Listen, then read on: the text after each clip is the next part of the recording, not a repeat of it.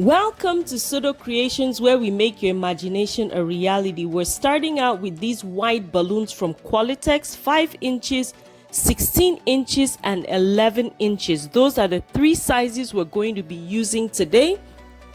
We are designing a monochrome design. I've been wanting to do something similar for a while. You've seen me do something else for the bridal show in the past, but with that one, we designed it a bit different because we glammed it up with a shimmer wall. With this one, I'm looking for something more toned down yet elegant for this show. So I'm starting out by inflating all these balloons. The 5 inches I'll inflate later, but we're working with the 16 inches and 11 inches, inflating till they're oval, then compressing to have that rounded look on each balloon. I have the kids with me because I came to give them to Richard before I go to work. So we're all here at the building. So we're inflating pairs of the 11 inch and 16 inches. Lately, I've been loving using the 16 inches as much as the 11 inches in my designs because it just fills up the garland more and creates a bigger effect. So you can do this so you're not having to inflate more 11 inches to fill up the sides of your balloon. Now these are just 11 inches, and that is because I want to create a bit of a tapered look going upwards. So I created clusters of 6 in the 11 inch only so that I can use that on the very top of the design. So you see when that time comes, I'll remind you guys of that.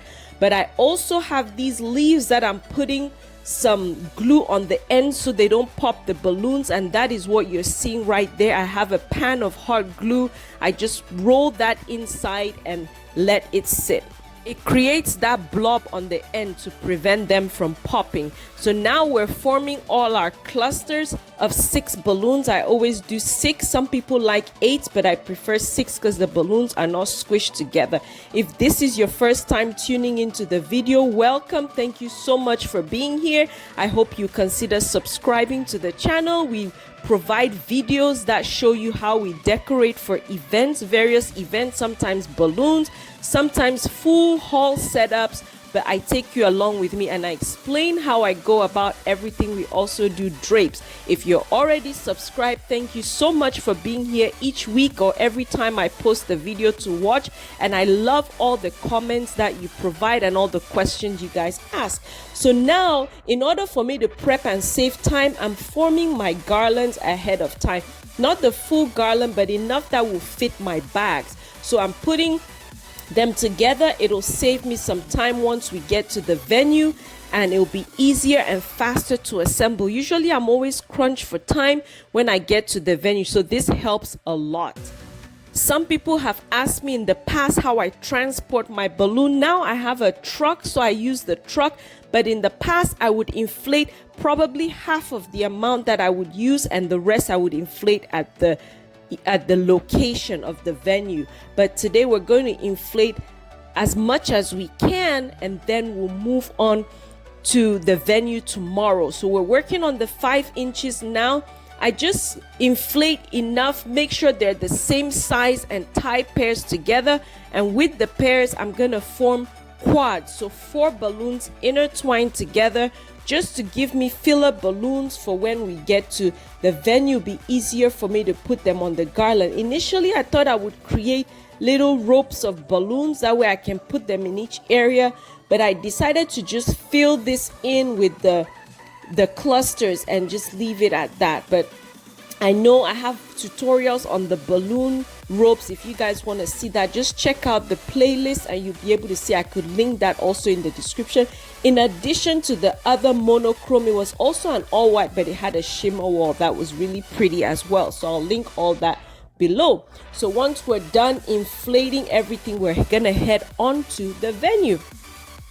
We are downtown Oklahoma City for this event, and I went with the Greenery wall. So then you now understand why I use the leaves. So I wanted to pull that from the balloons into the Greenery wall, or pull from the Greenery wall out to the balloons. Now I have my pipe and drape kit here. have my upright on, and the crossbar that you see there, I'm gonna put the backdrop on it before I lift it up, so I don't have to hold the backdrop the whole time. You want to make sure it's centered to where you want it, and also you want to make sure that it's pointing down so that when you lift it up, it's right on the backdrop and you're not struggling once you've put zip ties on to twist that crossbar over. So make sure you're tying. I'm putting in certain points. I'll reinforce it later on, but at this point I just want it to hold the backdrop. Then we're making adjustments to the width of the backdrop, and that's easier than trying to hold on to it, or when you don't have help, try to put all that together. I do have gaps on both sides, but that's where the balloon is gonna fit.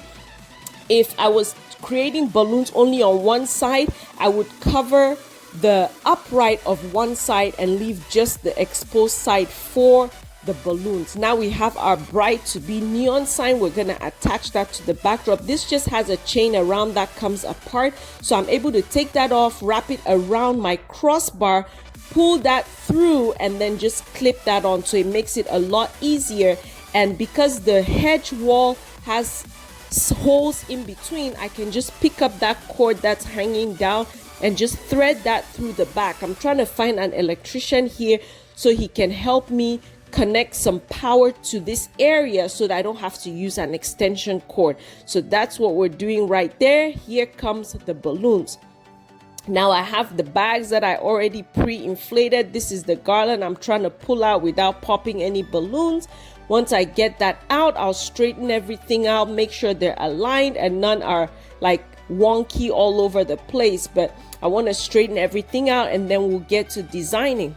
So here I have the smaller balloons, the 11 inches that I inflated. I connected 2 of the clusters that I made, and I'm going to attach that to the end of the garland, so it will be the top of my garland. Here I'm just tying some 260Q balloons at all the points that I want to hold my garland. Some people have asked me also how I attach the balloons to the pole. So I just tie a 260Q, a full one, and just wrap that in an 8-figure manner along the garland. I try in my videos to answer the questions that I remember that people ask over and over. So hopefully it answers your questions as well as you go. But please don't hesitate to ask any questions if you feel like there's something that is not clear. I'm moving you back so you can see how I fully designed this. I'm not attaching the full sides. I just have the top secured because you can see my hedge is still bent on the floor. It's not fully all the way up, but because I knew that I'm not tall enough to fully design that top piece, I want to secure the top part.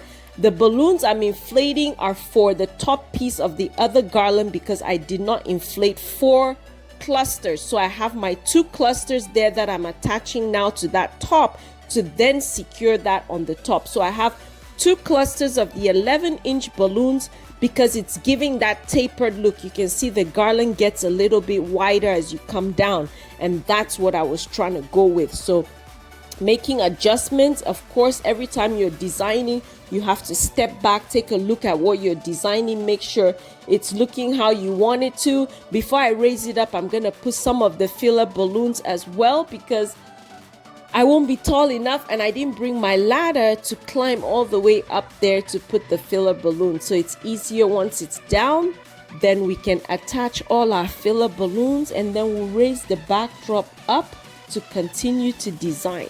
The good thing about the filler balloons is you can just use them to hide gaps. At first, because I know my clusters are pretty tight together, when I'm putting the base of the garland without the filler balloons, I'm not worried too much about gaps because if I have flowers or the filler balloons, I can always put those in and it helps me fill the gaps. Now I raise the backdrop, the hedge is barely touching the ground and that's where I want it. So we'll continue to design, but like I said, when you put your base, then take a look at where you have gaps and that's where you want to put your filler balloons to just fill the holes because you definitely don't want to see holes. And also keep in mind that you have some people coming from one side of your garland, so you don't want to put just at the front. You also want to put filler balloons on the sides as well.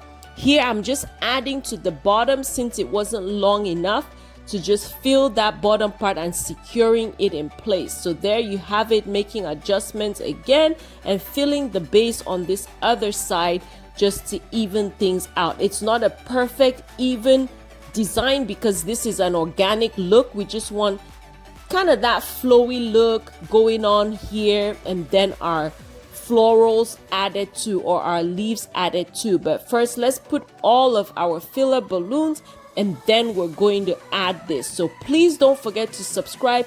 Don't forget to check out our other videos. We would love to have you on the channel, and please comment down below any videos that you would like to see on the channel. I have a list of videos that you've requested that I'm working on. Thank you again, and I'll let you enjoy. Wait till the end to see how it's all lit up. And again, leave your questions down below and stay blessed. Thank you.